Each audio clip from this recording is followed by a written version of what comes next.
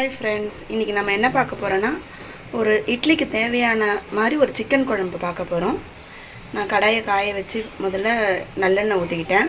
எப்போவுமே நீங்கள் சிக்கன் செய்யறதுக்கு நல்லெண்ணெய் ஊற்றிக்கோங்க, அதுதான் நல்லது. சிக்கன் ஹீட்டு, நம்ம நல்லெண்ணெய் ஊற்றி செஞ்சோன்னா அந்தளவுக்கு நம்மளுக்கு ஹீட் ஆகாது. எண்ணெய் காஞ்சிருச்சு. இப்போ கடுகு உளுத்தம்பருப்பு போட்டுக்கிட்டேன்.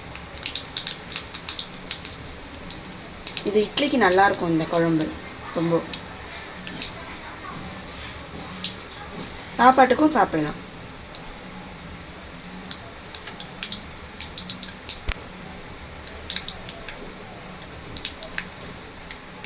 கடுகு பொரியுது.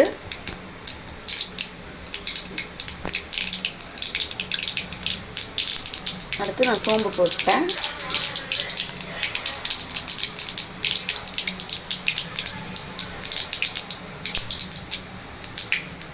சோம்பு நல்லா பொரியட்டும்.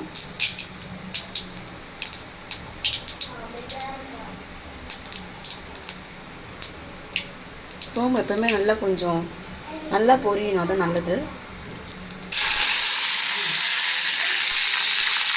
கருவேப்பிலை பொரிஞ்சிச்சு. இப்போ நான் ஆனியன் போட்டேன்.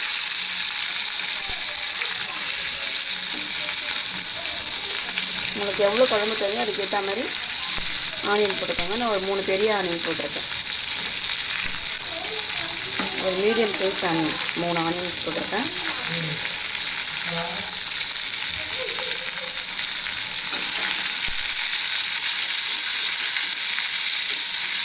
நல்லா வதக்கிட்டேன்.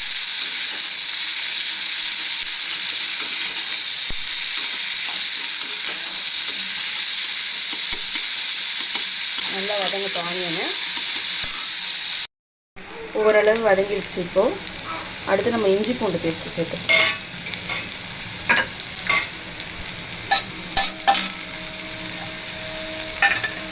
ஒரு ஸ்பூன் அளவு இஞ்சி பூண்டு பேஸ்ட்டு சேர்த்துக்கிட்டேன்.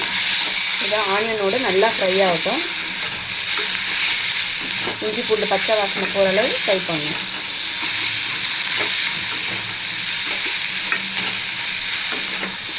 உங்களுக்கு தேவைன்னா கரம் மசாலா போட்டுக்கோங்க. ஆனியன் வதங்கும்போது கொஞ்சம் போட்டு அரைச்சிக்கோங்க.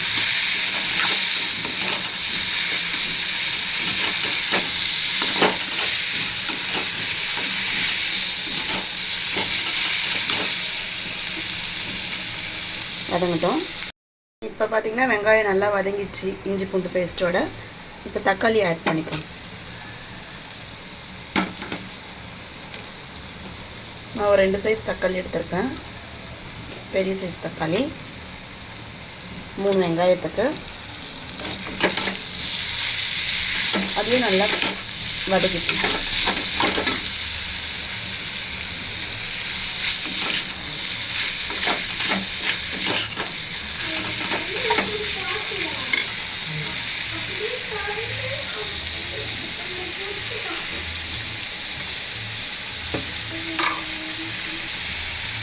உப்பு போட்டு சேர்த்துப்போம் வதக்கிறதுக்கு.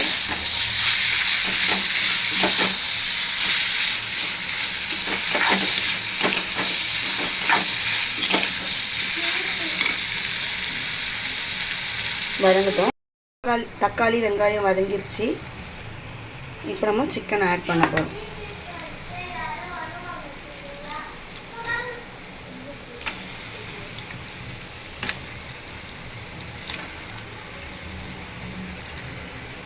மஞ்சத்தூள் போட்டு வாஷ் பண்ணி வச்சுருக்கேன்.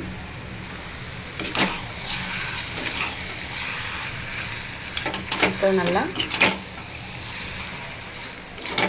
வதக்கிட்டு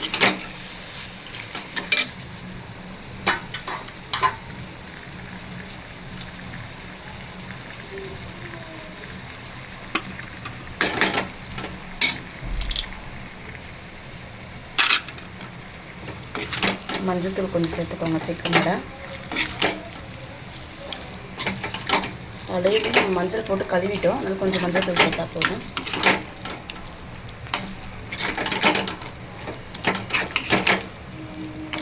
மஞ்சள் தூள் போட்டு நல்லா சிக்கனை பரட்டி விட்டுக்கோங்க.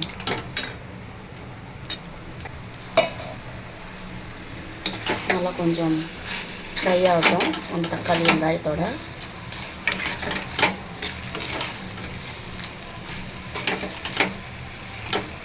தக்காளி, வெங்காயம், இஞ்சி பூண்டு, சிக்கன் இது எல்லாமே போட்டு நல்லா இப்படி பரட்டி விட்டுக்கோங்க.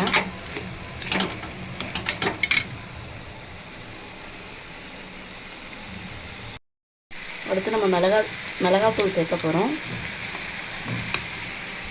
குழம்பு மிளகாத்தூள் தேவையான அளவு சேர்த்துக்கோங்க, உங்கள் காரத்துக்கு ஏற்ற மாதிரி.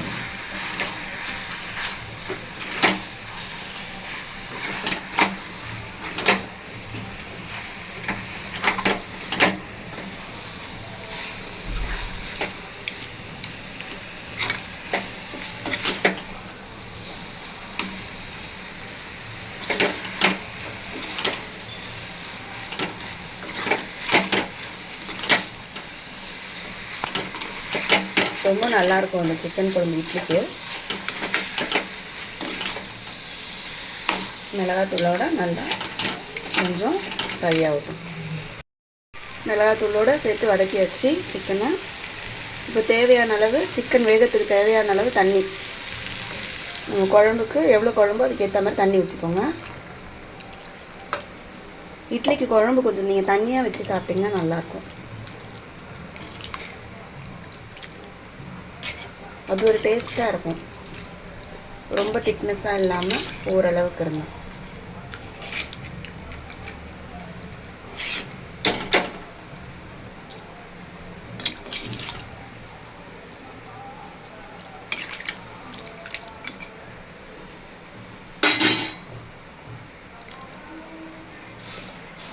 இப்போது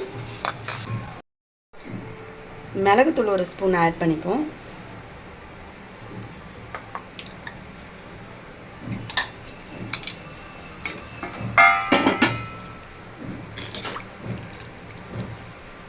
சிக்கனுக்கு எப்போவுமே மிளகுத்தூள் சேர்த்திங்கன்னா நல்லாயிருக்கும். கொஞ்சமாக கொத்தமல்லி தழையை தூவி விட்டுருங்க. இறக்கும்போது கொஞ்சம் தூவிக்கலாம். குக் ஆகட்டும். இப்போ பார்த்திங்கன்னா சிக்கன் குக் ஆகிடுச்சு. நான் வந்து தேங்காய் பால் அரைச்சி வச்சுருக்கேன். தேங்காய், சோம்பு ஒரு 3 பத்தல் தேங்காய், கொஞ்சமாக ஒரு ஸ்பூன் சோம்பு போட்டு அரைச்சி அதை நல்லா இறுத்து வச்சுருக்கேன். அப்படியே ஊற்ற வேண்டாம், கையில் இறுத்துக்கோங்க. இந்த தேங்காய் பால் மட்டும் ஊற்றணும்.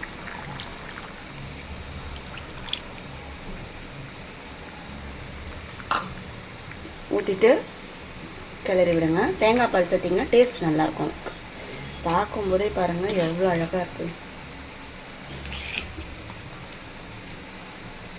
சிக்கன் நல்லா குக் ஆகிடுச்சு. தேங்காய் பால் ஊற்றி ஒரு 2 மினிட்ஸில் இறக்கிடுங்க. ரொம்ப கொதிக்க விடக்கூடாது.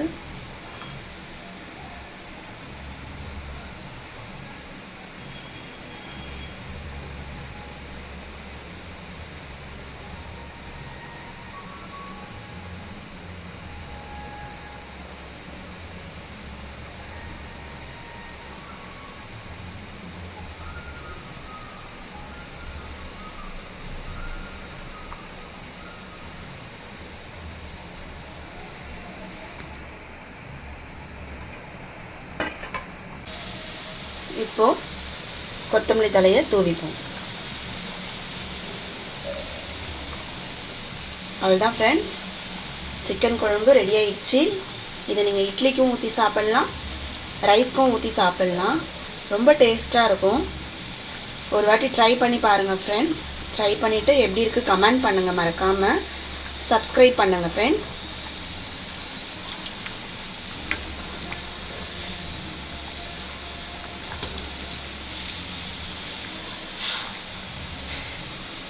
பாருங்க, சிக்கன் நல்லா வெந்துருச்சு. நீங்கள் கொஞ்சம் ரொம்ப கிரேவியாக வைக்காமல் இப்படி தண்ணியாக வச்சு, ஓரளவு ரொம்ப தண்ணியாக இல்லை, இந்த மாதிரி கொஞ்சம் வச்சு நீங்கள் இட்லிக்கு சாப்பாட்டுக்கெலாம் சாப்பிட்டு பாருங்கள். அது ஒரு தனி டேஸ்ட்டாக இருக்கும்.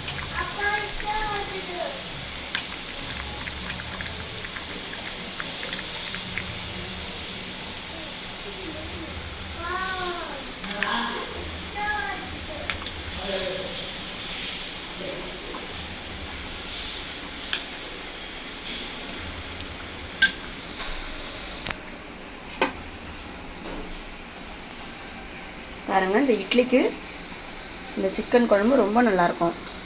இட்லி நல்லா சாஃப்டாக இருக்குது. இந்த இட்லிக்கு இந்த சிக்கன் குழம்பு ட்ரை பண்ணி பாருங்கள் ஃப்ரெண்ட்ஸ். மறக்காமல் சப்ஸ்கிரைப் பண்ணுங்கள் ஃப்ரெண்ட்ஸ். தேங்க்யூ.